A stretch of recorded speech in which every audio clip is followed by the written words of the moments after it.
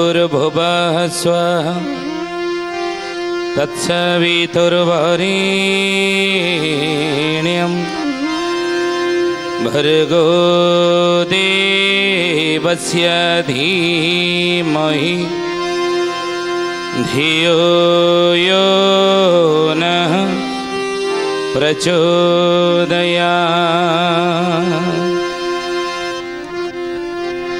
नमस्ते अच्युतानन्दं नमस्ते जगन्नाथाय नमो जसवन्तानन्दं बलराम नमो नमः।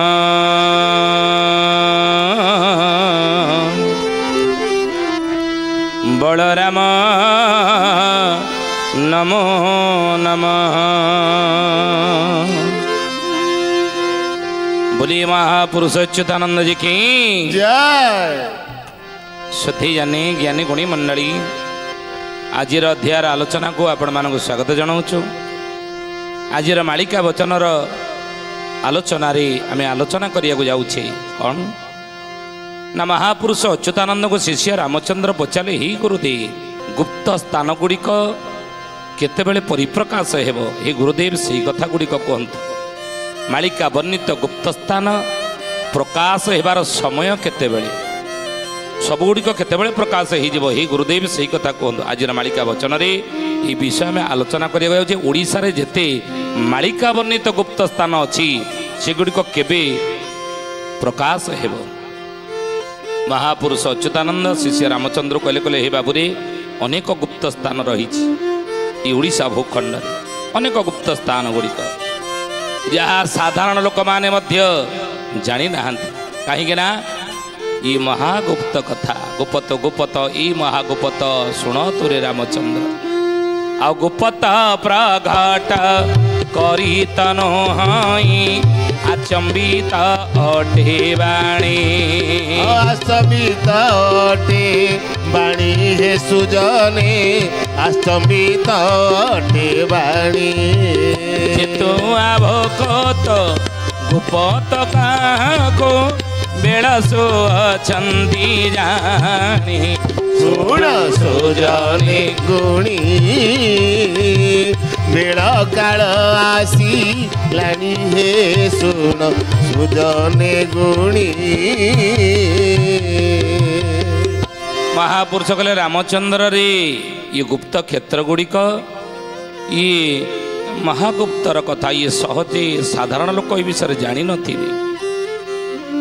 तेणु ये गुप्त प्रकट करी तो नुह आचंबित अटे बाणी समय पूर्वर ये गुप्त क्षेत्र गुड़िक गुप्त स्थान गुड़िक मु प्रकाश करी नथिली बा प्रकाशित मध्य संसार ही नथिला अनेक गुप्त क्षेत्र गुड़िक रही किंतु ये गुप्त क्षेत्र गुड़िक विषय अनेक मध्य जानी थिले संसार रे से माने कि ना चेतुआ भक्त गुप्त क्या बेड़सु असंती जानी चेतुआ भक्त माने जो माने कली जुग जन्म होती से भक्त माने गुप्त स्थान गुड़िक विषय गुप्त क्षेत्र गुड़िक मालिका वर्णित गुप्त स्थान गुड़िक विषय से सब जानी आगुरी किंतु साधारण लोक मैंने जानी ना ये गुप्त क्षेत्र विषय तेणु शास्त्र बीज शास्त्र रही अर्थ अर्थांतर नहीं अर्थ अर्थांतर नहीं हे सुजने अर्थ अर्थांतर नहीं बोले शास्त्र बीज शास्त्र रही अर्थ अर्थांतर नहीं से शास्त्र कथा से शास्त्र ही रही शास्त्र बीज शास्त्र रही अर्थ अर्थांतर नहीं जे जानिब से गुप्त भगत जी जानिब ये कथा से ही जानिब मोर चेतुआ भगत आउ से माने जानिबे किए ये जन्मर संस्कार नुह से चेतुआ भक्त माने किए ना पूर्व हेतु थिले प्रकाश पाइब ज्ञान कला एही दे ज्ञान कला एही देहे सुजने ज्ञान कला एही देहे शास्त्र पुराण रे गमित नुहई निष्कामी प्राप्त होए शुण सुजने गुणी बेड़ काल आसी लाणी हे शुण सुजने गुणी। अच्युतानंद महापुरुष कहले मालिकार नाम है शिवकल्प नवखंड निर्घंटर कहले राम रे जे पूर्व हेतु थिले प्रकाश पाइब ज्ञान कलाई देहे। ता अर्थ कौन? पूर्व जन्मर हेतु पूर्व जन्मर स्मरण जाको होइथिबो। आमे जन्म ग्रहण करिचे पूर्व जन्म कौन आमर मन अच्छी ना? पूर्व जन्म आम कौन थे कौड़ी जन्म होते कौ देश जन्म होते कौ राज्य जन्म होते कौ जिलार जन्म होते कौ गाँव जन्म होते बापा माँ आमर किए पूर्व जन्म होते आम करूले कौन ये कथा कौन आम समस्त मन पड़ुची ना? मन ना। तेणु महापुरुष से कहले बाबूरे किंतु जार मने थिबो पूर्व जन्मर स्मरण से तो सन्थ से तो जोगी से होचने ज्ञानी से महात्मा महापुरुष नहीं। तेणु पूर्व हेतु थिले प्रकाश पाइब पूर्वर हेतु थिले प्रकाश पाइब ज्ञान कलाई दे ज्ञान कला प्रकाश पाइब ज्ञान आसीज। आउ महापुरुष कहले शास्त्र पुराण रे गमित नही निष्कामी प्राप्त हुए। निष्कामी माने जो माने कामना किछ नाही सी माने ही आको प्राप्त हे।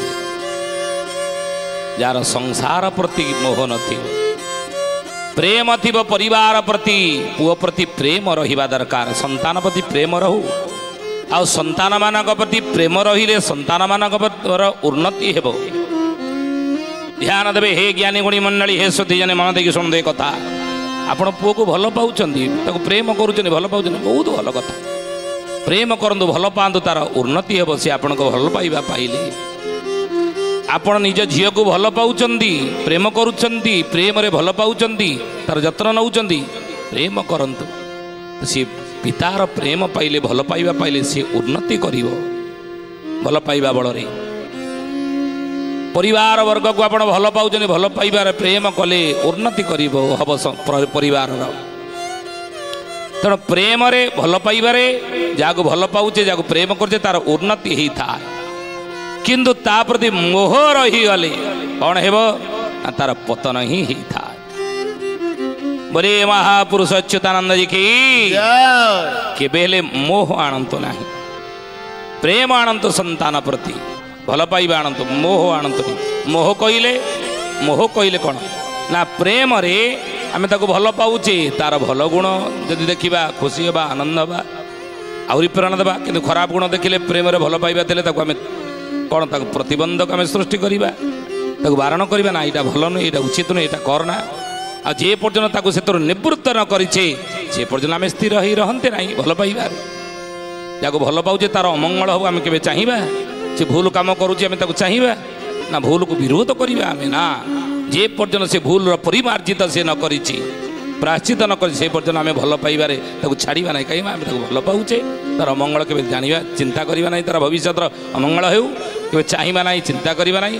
तेणु खराब कर्म रे आमे ताको विरोध करिबा किंतु मोह जदि थिबा संतान प्रति परिवार प्रति कहा प्रति से मोहरे जदि भूल भी किए संतान कला आमे किछि कहंते नाही मोह ता प्रति अछि पढ़ी जीव कि मोठारू दूर हो जीव कि काले भूल काले किछि तार निजर अनिष्ट करदेव कि ये मोह था। ये मोह थिला अंध धृतराष्ट्र दुर्योधन प्रति पितामह भीष्मंकर थिला हस्तिना सिंहासन प्रति कर्णर थिला निज बंधु दुर्योधन प्रति मोह आओ ए मोह एवं आउ कार थिला ना गुरु द्रोणाचार्य थिला तांकर पुत्र अश्वत्थामा प्रति मोह आउ मोह जोगु ही सेमानकर पतन हो गला नहीं। तेणु मोह नुह संतान मान प्रति मोह न रहू प्रेम रहू भल पाइबा रहू परिवार प्रति मोह नुह भल पाइबा रहू। तेणु महापुरुष अच्युतानंद से कहले निष्कामी प्राप्त हुए। निष्कामी कि जार परिवार प्रति संतान मोह न था न सोदरो न जननी जनको न जननी